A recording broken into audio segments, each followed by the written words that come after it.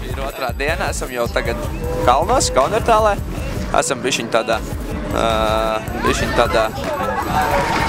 tādā čilīgā vietā. Visapkārt noteikti līdzīgi kā King of Stylā, te ir daudz teltis, visādas firmas piedāvā brilles, slēpes, snowboards un kaut kādi entuziasti jau sāk lēkāt pa bigēru. Arī parks kaut kur tālumā ir saredzams un mēs tagad domājam tālāko plānu.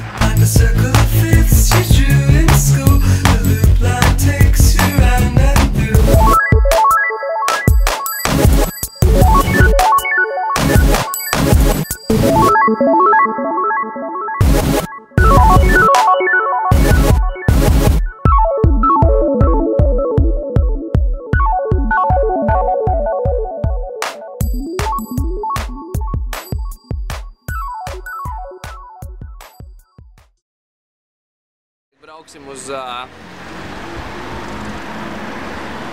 lielāko Vācijas K2 rūpnīcu, kur mēs paņemsim savas slēpes un varbūt kaut ko vēl.